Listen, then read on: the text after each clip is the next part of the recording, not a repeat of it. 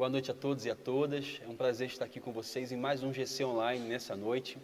A gente quer muito que você seja abençoado por esse tempo precioso que nós teremos aqui.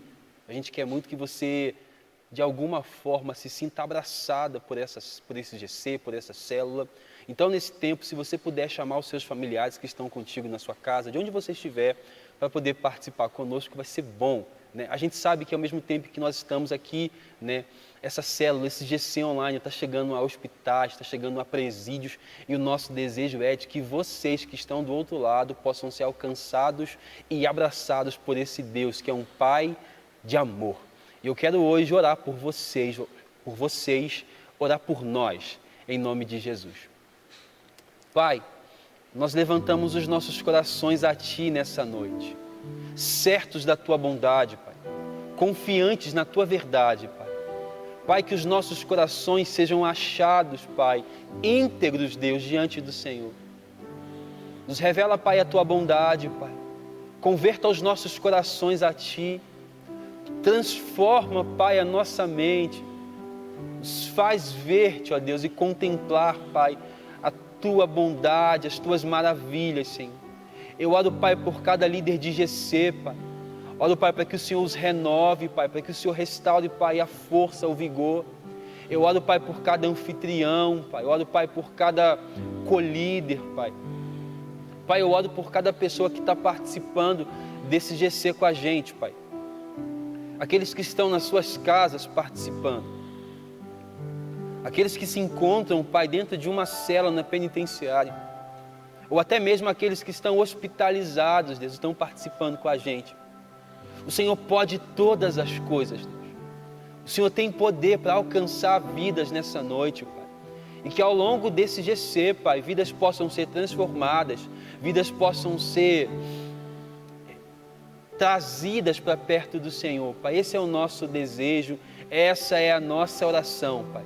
E se na medida, Pai, em que os irmãos forem participando desse GC, eles se sentirem, Pai, a necessidade de se aprofundarem, Pai, no conhecimento do Senhor, Pai, que eles possam fazer contato com a gente, Pai, que eles possam, Pai, nos ligar, nós estamos aqui para servi-los, Pai, em nome de Jesus.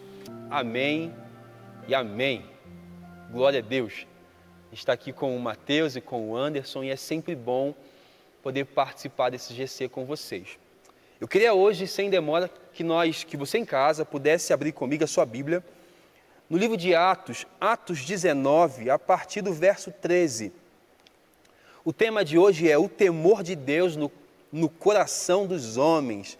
O temor de Deus no coração dos homens. Atos, capítulo 19, a partir do verso 13, o texto fala assim: alguns judeus que andavam expulsando espíritos malignos, tentaram invocar o nome do Senhor Jesus sobre os endemoniados, dizendo: em nome de Jesus, a quem Paulo prega, eu lhes ordeno, saiam. Os que estavam fazendo isso eram os 7 filhos de Seva, um dos chefes dos sacerdotes dos judeus. Um dia, o espírito maligno lhes respondeu: Jesus eu conheço, Paulo eu sei quem é, mas vocês, quem são? Então, o endemoniado saltou sobre eles e os dominou, espancando-os com tamanha violência que eles fugiram da casa, nus e feridos. Até aí, em nome de Jesus. A gente tem ao longo desses meses estudado um pouco o livro de Atos, que a gente sabe que é uma carta do evangelista Lucas, que está relatando esse início da comunidade primitiva, da igreja primitiva, e todos esses desdobramentos, né? Desde o surgimento do apostolado de Paulo, até os demais irmãos apóstolos também, até a fundação de várias comunidades locais na região antiga, no mundo antigo, né?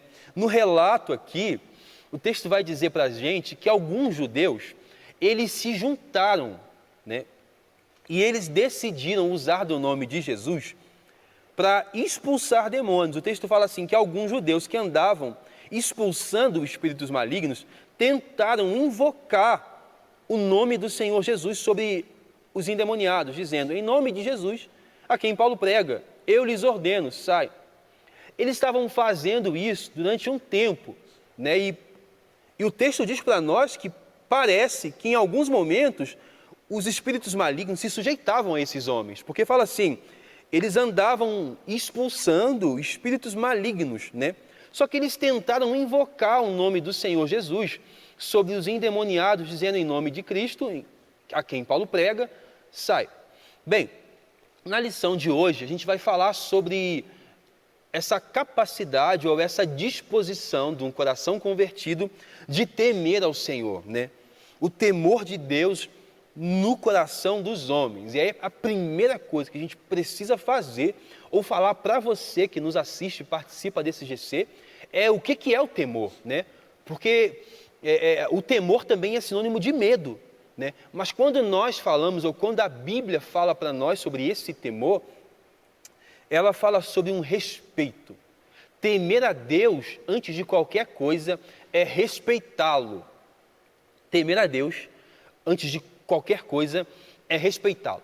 Então, Anderson, a confusão que a gente vai, às vezes, ter acerca do que é esse temor, quase sempre é pela falta do conhecimento de Deus, porque não se sabe quem Deus é. Como eu posso temer ou respeitar a quem eu desconheço? Não há como. Só que o problema desse desconhecimento, as pessoas não conhecem quem Deus é, talvez, porque, bem como esses judeus estão fazendo aqui, eles estavam se apropriando do nome de Jesus para ensinar ou falar de um Cristo que não é o Cristo errado, para ensinar algo errado, porque eles mesmos não temiam a Deus no seu coração, né? Pelo contexto, nos parece que esses judeus, eles estão usando do nome de Jesus, a quem Paulo prega, para conseguir fama, conseguir prestígio e talvez lucrar em cima disso, né? Então, quando nós falamos assim sobre que temer a Deus é respeitá-lo e talvez nós não respeitemos a Deus porque nós o desconheçamos como Ele de fato é, e nós responsabilizamos talvez um discipulador, talvez a nós mesmos enquanto pessoas que somos responsáveis por apresentar Cristo ao mundo. Ou seja, deixa eu tentar explicar para você o que nós estamos falando aqui. O temor de Deus é respeitar a Deus. Respeitar pelo quê? Primeiro, por aquilo que Ele é. Como eu posso respeitar Deus por aquilo que Ele é, se eu não sei nem o que Ele é? E aí, Anderson, o que você tem a dizer sobre essa, então, sobre a importância de conhecer a Deus para que, de fato, nós respeitemos um Deus conhecido? Falar sobre temor é falar sobre isso mesmo. Falar sobre, eu vejo como esse meio de como eu vou respeitar a Deus e até mesmo respeitar a minha história, né? Quando eu já olho para a sociedade em geral, eu percebo que a igreja ela faz parte disso, é um recorte da sociedade. Então, toda essa ambição humana, todo esse interesse humano de querer se vangloriar, de querer estar por cima, até mesmo desrespeitando a história do outro para conseguir alguns lugares na sociedade, eu também vejo isso muito na relação para com Deus. As pessoas desconhecem a Deus e até mesmo por desconhecer a Deus, de respeito também o próprio termo, que é temer a Deus, né? O que é esse temor, esse tremer, e que acaba responsabilizando o outro, a sua relação com o outro é muito prejudicada, muito em questão disso. Porque eles não conhecem a Deus, não conhecem a si mesmo, porque para me conhecer, automaticamente, como cristão, eu preciso conhecer o Deus a quem eu sirvo e a quem eu me posiciono. E por desconhecer a Deus, automaticamente eu me desconheço e até mesmo eu desconheço a minha relação com o próximo, porque eu fico cobrando por meio dessa interpretação e desse conhecimento totalmente equivocado de Deus. Então eu vejo que esse temor mesmo, essa falta de respeito, de conhecer a Deus, de respeitá-lo na grandeza que Ele é, ou até mesmo no seu individual, vai fazer vários problemas na minha relação com Ele, com o próximo e assim mesmo. O texto está dizendo para a gente que alguns homens estavam expulsando espíritos malignos, né? E num dado momento eles passam a usar do nome de Jesus, né? E aí um endemoniado briga com eles, né? Espanca esses homens. E aí uma das verdades que o texto nos mostra é que esses homens sequer conheciam a Cristo, né? Eles sequer conheciam a Cristo. A gente sabe que toda autoridade reside no nome de Jesus, mas não é o simples fato de falar o nome de Jesus que me autoriza, entendeu? O que nos autoriza é um novo nascimento, É o Espírito de Deus habitando em nós. O que nos autoriza sequer são as nossas práticas religiosas. Então, esses homens aqui que estão expulsando espíritos malignos pelo nome, através do nome de Jesus a quem Paulo prega, o que fica visível para nós é que eles sequer conhecem quem é esse Cristo a quem Paulo prega. Como que alguém que não foi liberto por Cristo, como alguém que não teme a Deus, pode tentar impor libertação e temor, respeito a outro, né? Então é um processo então que nem começou nesses homens, e eles estão tentando passar esse processo adiante. Eles queriam talvez aparecer e possivelmente lucrar com a fé daqueles que temiam a Deus e conheciam a Jesus e o apóstolo Paulo. Talvez esses homens, eles tivessem citado o nome dos dois grandes homens daquela época para poder obter benefícios por causa desses dois nomes. Falar sobre Jesus, em uma época em que ele revolucionou, não somente... Ele revolucionou a religião, a forma como as pessoas se relacionavam com Deus, como também falar sobre Paulo. Paulo é um homem que surge após a ascensão de Cristo, que está revolucionando não somente a vida dos gentios, mas também dos judeus. Então é como se eles usassem o nome de alguém, ou de Cristo, de Paulo, para que obtivessem crédito. E é diante dessa verdade que fica então latente a motivação do coração desses homens. É o nosso coração, ou são as nossas motivações, são as motivações do nosso coração que fazem perceptível se nós, de fato, tememos, respeitamos a Deus ou não. Esses homens aqui estão usando do nome de Cristo e de Paulo para obter algum benefício por causa do que eles estão tentando fazer, mas pouco se importam, de fato, com a pregação do Evangelho. Eles pouco se importam com, de fato, o respeito a Deus, porque em si, a atitude desses homens já é um sinal de desrespeito. As consequências dos atos desses homens foram trágicas para eles, né? Eles receberam uma punição pela falta de temor a Deus e o uso indevido do nome de Jesus. E aí nós falamos sobre esse uso indevido, e parece que falar um nome de Jesus é propriedade de uma classe exclusiva, é de pessoas exclusivas, de um grupo exclusivo. Eu não creio que seja, mas não é todo mundo que deseja falar de Jesus que realmente sabe do que está falando. E é isso que a gente precisa atentar. Preste atenção. Existem pessoas que talvez não tenham tanta propriedade como eu, como o Anderson, como o Mateus, para falar sobre Jesus, mas no seu coração a motivação está alinhada com as vontades de Deus. E talvez existam pessoas que tenham algum conhecimento natural, né, no campo da mente acerca de Jesus, mas que a sua vida ou que a motivação do seu coração, ou por não haver temor no seu viver, o que eles falam não gera um fruto benéfico, né? Esses homens aqui, eles sabem que por meio do nome de Cristo os demônios vão se submeter. Eles sabem que Paulo está pregando sobre esse Cristo, mas eles não entendem que sequer a vida deles foi aberta para que Cristo trabalhasse. E aí, Anderson, algo muito legal que a gente podia comentar aqui é sobre essa imposição nossa, porque aqui nós temos então um grupo de homens que estão tentando impor aos outros o temor a Deus, quando eles mesmos não temem. É como se eu tentasse impor a você que você respeitasse a Deus, quando você olha para a minha vida e a minha vida diz que eu não respeito a Deus. O que é dito é, Paulo, olha só o que o endemoniado fala.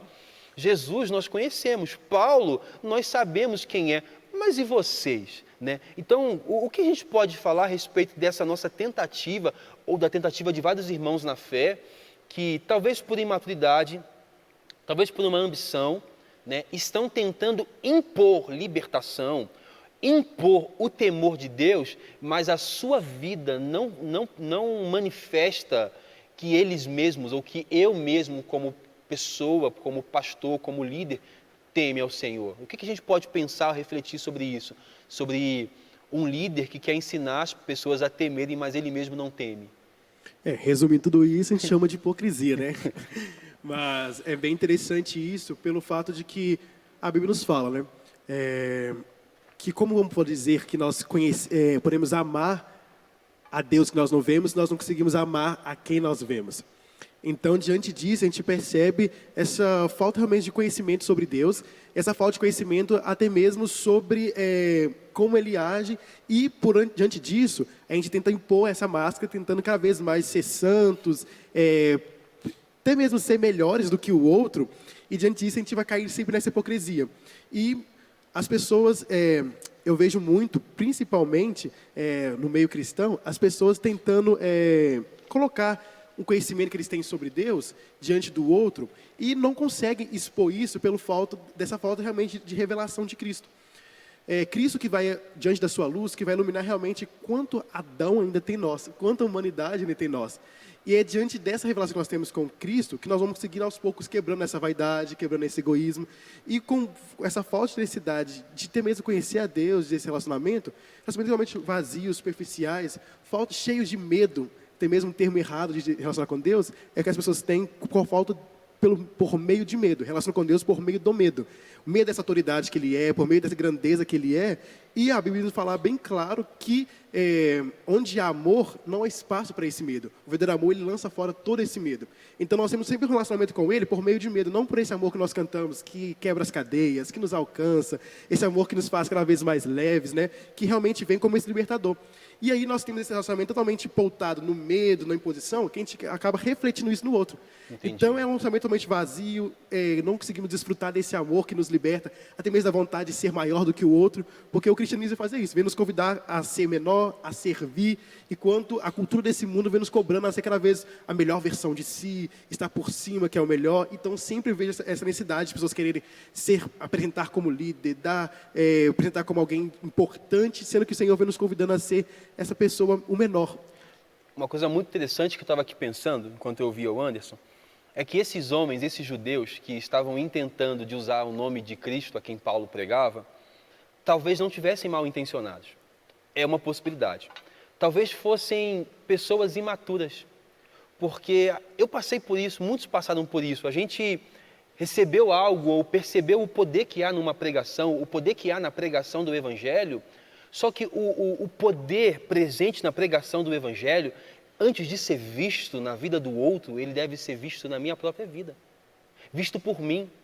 Como esses homens, para mim, eles estavam tão precipitados em tentar impor ao outro o temor de Deus, que eles sequer observaram, fizeram um autoexame, uma análise da sua própria vida e pensaram, será que eu temo ao Senhor? E uma pergunta que fica para você que está em casa é, como que você deseja que os seus familiares, que os seus amigos, né, temam ao Senhor, se o reflexo da sua vida não os convida a isso? Né? E uma outra questão que fica também, diante do que nós falamos aqui, é que pode ser que nós tenhamos nos precipitados em tentar exercer um posto de liderança ou de qualquer coisa, sem antes compreender que o princípio, né, que temer, ou o temor do Senhor, é o princípio da sabedoria. E aí, ser sábio não é eu ter conhecimento. Ser sábio não é eu falar muito bem. Ser sábio não é muita gente me seguindo. Ser sábio é temer ao Senhor. O que Deus deseja? Deus deseja sacrifícios de holocausto. Deus deseja que nós façamos aquela prática espiritual. Deus deseja misericórdia, que nós o temamos, que nós o honremos por aquilo que Ele é. Primeiro porque essa revelação é para nós. Né? Eu não posso simplesmente me apropriar de um pouquinho que eu sei sobre Deus e achar que isso já me torna alguém capacitado a cumprir alguma missão. Eu preciso perceber o trabalho que está sendo feito em mim e o quanto de mim já manifesta as verdades que mais à frente eu vou estar apto a pregar. É mais ou menos isso. Esses homens aqui, eles estão obstinados a libertar pessoas, só que eles mesmos não foram libertos. Eles mesmos não temem a Deus.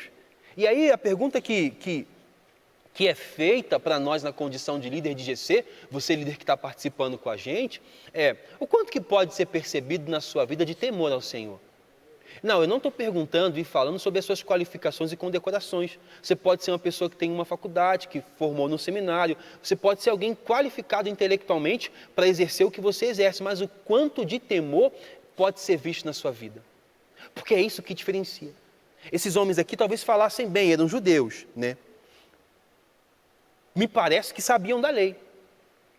Sabiam que esse Cristo, ou sabiam que haveria libertação por meio do nome desse Cristo. Sabiam que Paulo pregava a Cristo. Pode ser que soubessem o conteúdo da pregação de Paulo. Só que eles não sabiam quem Cristo era. Parece que esse poder da pregação não passou pela vida deles, né? Eles não temiam ao Senhor. E uma coisa muito legal também que nós devemos falar acerca do temor. Primeiro que a gente falou que é muito importante é que temor não é medo. Temor é respeito. E uma outra coisa também muito importante que a gente pode pensar acerca do temor são os sinais de que nós tememos a Deus. Porque aparentemente os sinais de que nós tememos a Deus são práticas religiosas. E quando eu falo isso aqui, toda quinta-feira sobre práticas religiosas, eu não estou desmerecendo, porque existem práticas religiosas que foram instituídas por Cristo e por isso são maiores do que a religião. Mas existem várias práticas da nossa tradição que nós abraçamos e aparentemente isso nos identifica como homens e mulheres que temem a Deus. Numa passagem da Bíblia ela fala assim, que num certo momento alguns homens vão se aproximar de Cristo e falar assim, Senhor, Senhor, em teu nome eu fiz tais coisas. E ele vai falar assim, eu não vos conheço, apartai-vos de mim. Se a gente pudesse usar essa passagem para exemplificar o que eu estou dizendo, é como se esses homens se aproximassem dizendo assim, olha, a prova de que eu temi ao Senhor, de que eu te respeitei, foi todas as vezes em que eu dei o meu GC. Foram as vezes em que eu preguei, em que eu cantei, em que eu orei, em que eu visitei. Só que não, isso não prova o nosso temor a Deus, não prova mesmo. Nós poderíamos talvez usar o reinado, o rei Davi, e toda a revelação de Deus. Deus apareceu na casa de Jessé, olhou depois de muitos irmãos, 7 irmãos, ele olha para Davi e fala, você é ungido de Deus. Mesmo isso que Deus fez para o rei Davi, não foi o suficiente para que ele caminhasse em temor, apesar das suas qualificações. Então, quando nós observamos na nossa vida se tememos a Deus ou não, nós precisamos então estar atentos aos sinais que são compatíveis com esse temor e não com práticas meramente religiosas e vazias. Porque pode ser que você, pelo simples fato de entregar o seu dízimo, pense assim, isso aqui prova que eu temo a Deus, que eu respeito, né? E aí tem um texto que fala assim, se você pensa, parafraseando, se você pensa que teme a mim, quando você me entrega a sua oferta, você iria temer a mim se deixasse a sua oferta de lado e se reconciliasse com seu irmão e depois fosse e ofertasse. Gente, existe tanta religiosidade acerca do que é esse temor a Deus, que quando a gente fala sobre temer a Deus, isso tem que ser claro para nós cristãos primeiro, para depois nós levarmos isso ao outro, lembrando que para nós cristãos existe uma ética e uma moral que provam sim que nós tememos a Deus. Agora, para aquele que está no mundo, que não encontrou com Cristo ainda, para aquele a quem Cristo não se revelou, é difícil cobrarmos isso. É difícil impormos esse temor que já é real em nós e para nós, né? Então esses homens estão aqui obstinados a usar desse nome, né? Ainda hoje há pessoas que desconhecem a Deus e usam o nome de Cristo em vão para alimentar suas próprias cobiças e enganar pessoas. Pesado. Ainda hoje existem pessoas que desconhecem a Cristo e usam o seu nome para enganar pessoas e para suprir as suas cobiças. Isso é verdade, Anderson? É uma responsabilidade a lição de hoje, mas isso é uma verdade? Você concorda com o que está sendo dito? Sim, felizmente essa verdade não é somente hoje. A gente vê pela história da igreja como isso é repetitivo, né? As pessoas utilizam do nome de Deus e até mesmo por meio do dinheiro, como essa grande massa de manipulação. E por nome de Jesus, onde as pessoas se sensibilizam, se derretem, né? Porque é esse nome onde que todos os joelhos há de se dobrar, é o nome do libertador, todo aquele que se encontra cativo tem sede desse nome. Então as pessoas utilizam dessa necessidade é uma injustiça, até mesmo muito desumano, para tentar enriquecer, para tentar ganhar nome em cima disso e abusam disso. Infelizmente, isso temos no nosso meio bastante. Não, sendo assim, então o importante não é falar de Jesus. Sendo assim, então, o importante não é falar de Jesus, né? É falar a verdade sobre Jesus. E essa que é a linha tênue, meus irmãos. Por quê? Porque nós podemos falar de Jesus. Mas falar de Jesus simplesmente qualquer pessoa pode falar, seja ela cristã ou não. Agora, falar a verdade ou aquilo que nós temos como verdade bíblica sobre Jesus é o que traz o diferencial.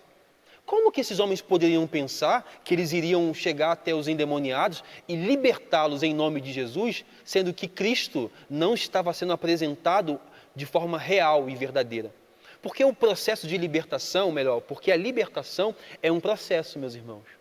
É um processo. Não pense que expulsar espíritos malignos de alguém é tornar esse alguém liberto. Libertação, né, é de fato conhecer a verdade que há em Cristo Jesus, né? Se nós o conhecermos, nós seremos e estaremos nesse processo então chamado libertação. Então é preciso que ao anunciar o Evangelho, isso possa ser feito com temor no coração, com respeito para com a imagem de Cristo, para com aquilo que a Bíblia fala sobre Cristo, né? Para levar os homens de fato à salvação e à libertação. E aí nós perguntamos assim, qualquer pessoa que fala, uma pessoa ouviu falar de Jesus, levantou a mão, ela foi liberta? Nem sempre, ou quase nunca. Uma pessoa que ouve falar a verdade sobre Cristo pode sim estar sendo conduzida por um processo de libertação que culmina talvez na salvação e por aí vai, meus irmãos. E isso é muito importante ressaltar para vocês, porque desde que eu converti numa comunidade em que não era muito claro essa ideia de respeito a Cristo, né, de respeito a Deus. E aí nós tínhamos um pouco de medo, né? E aí quando falava sobre os últimos dias, sobre muitos virem falando em nome de Jesus, falava sobre então chamar a atenção, cuidado, porque muitos virão falando no nome de Jesus, mas cuidado. E eu acho que isso de fato tem acontecido hoje.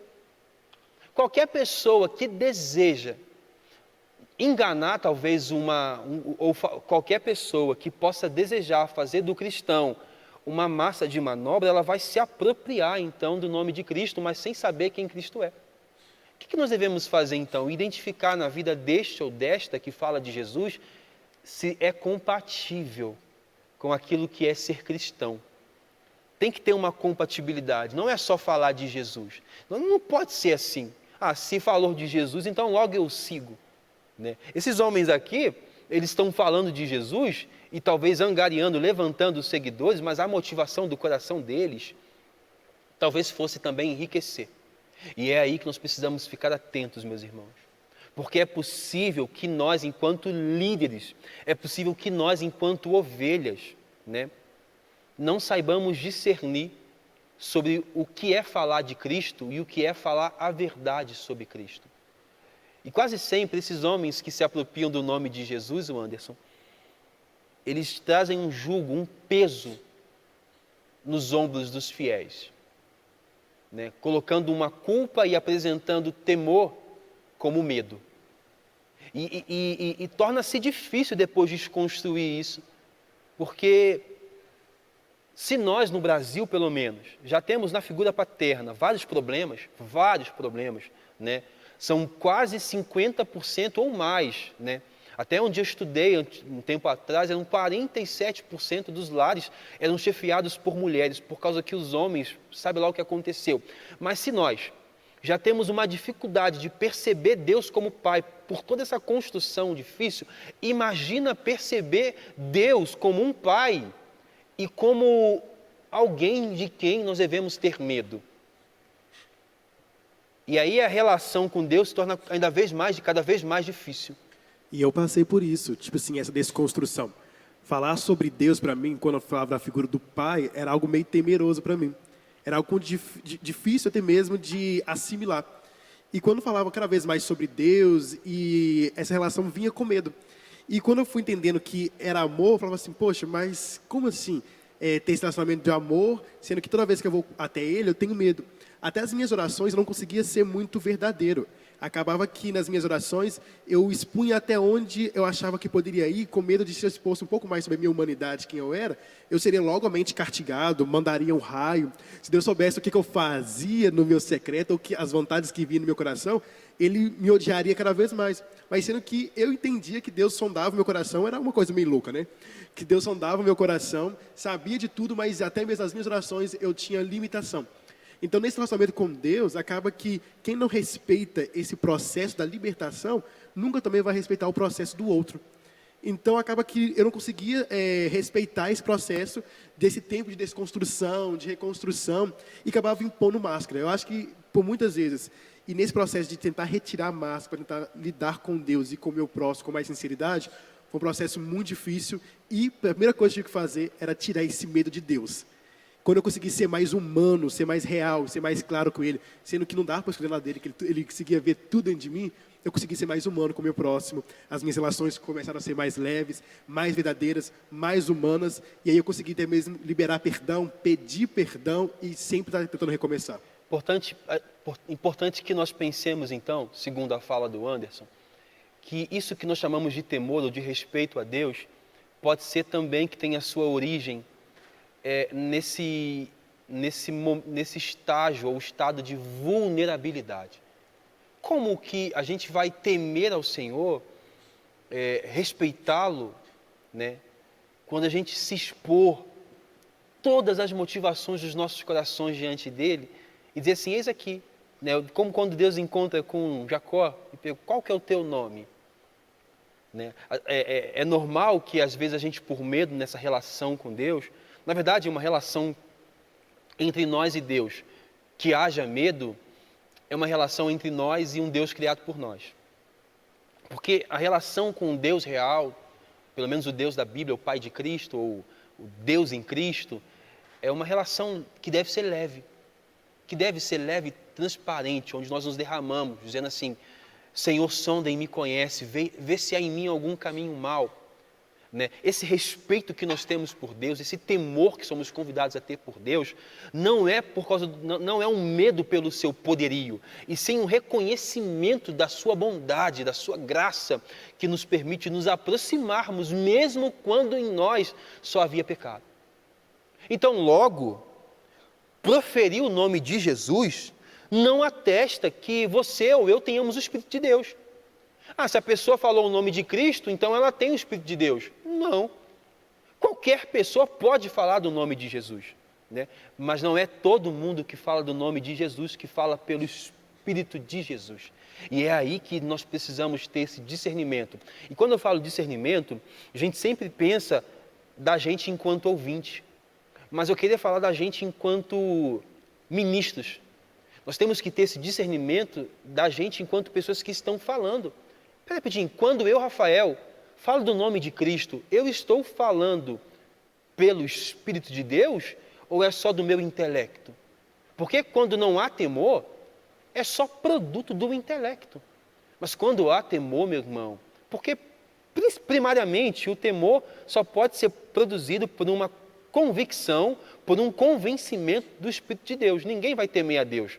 Nós podemos olhar o mundo à nossa volta e está todo mundo vivendo a sua vida, todo mundo adorando o seu próprio Deus, e nós cristãos, que não devemos nos achar melhor do que ninguém, nós dizemos que tememos ou devemos respeito a um Deus relatado na Bíblia. Nós até dizemos que a nossa vida não é nossa. Até dizemos que a nossa vontade não importa. Por que isso? Porque nós estamos num processo de compreender sobre isso. Agora, é verdade também que é importante que você e eu, que nós que estamos aqui, tenhamos esse discernimento enquanto ovelhas. Pensa rapidinho. Não é todo mundo que fala de Cristo que está falando por Cristo. Né? Por quê? Porque uma coisa era Paulo, né? Uma coisa é Paulo falando sobre Jesus. Outra coisa são esses judeus aqui tentando libertar pessoas por meio do nome de Jesus. E aí a pergunta que fica é, será que esses judeus eram libertos? Será que eles eram libertos para tentar libertar pessoas? E talvez, pelo acontecimento aqui do texto, esses homens não fossem libertos. Aqueles que são de Cristo possuem o Espírito Santo. E a vida deles testifica o amor de Deus. Esses são os frutos de um cristão. Ele tem uma vida segundo a vontade de Deus. Meus irmãos, entenda bem isso. Quando nós falamos que a vida cristã produz frutos que testificam de que nós nascemos de novo, nós não estamos dizendo que você e eu, que nós, com o nosso apunhado de práticas religiosas, estamos, que nós nascemos de novo, ou que isso testifique somente. Não. Primeiro, o amor que nós devotamos a Deus manifesta que nós somos habitação e templo desse Espírito, que produz em nós frutos dignos de arrependimento, e aquilo que nós falamos é compatível com a nossa vida. Esses judeus, tentando libertar pessoas endemoniadas, falavam de coisas, o Anderson, que não eram compatíveis com a sua vida. E aí, nós estamos chegando ao fim, e eu queria perguntar para você sobre o quão importante é, ao seu ver, que essas duas coisas caminhem junto. O testemunho, né, ou o fruto produzido, e a pregação. Existe uma conexão entre o meu testemunhar e aquilo que eu prego, ou eu posso simplesmente falar de forma irresponsável sobre Cristo, e aí Cristo faz assim mesmo? Eu vejo que esse alinhamento, por forma natural, ele não existe. Mas esse é o nosso grande desafio como cristão, tentar alinhar o nosso discurso com a nossa prática. O discurso do cristianismo ele é muito bonito, ele é muito belo, ele é influenciador para tantas outras regras, religiões, ele é base até mesmo da nossa Constituição no Brasil. É muito belo o ideal e a filosofia do cristianismo.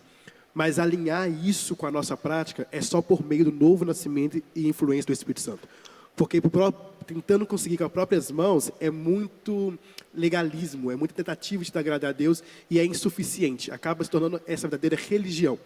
Mas quando nós nascemos de novo, nós entendemos que o Espírito Santo mora em nós e Ele vai nos ensinando cada vez mais. No caminhar, a gente vai conseguindo cada vez mais associar esse grande discurso com a nossa prática. O novo nascimento, então, nascer de novo, é o que traz esse alinhamento, meus irmãos.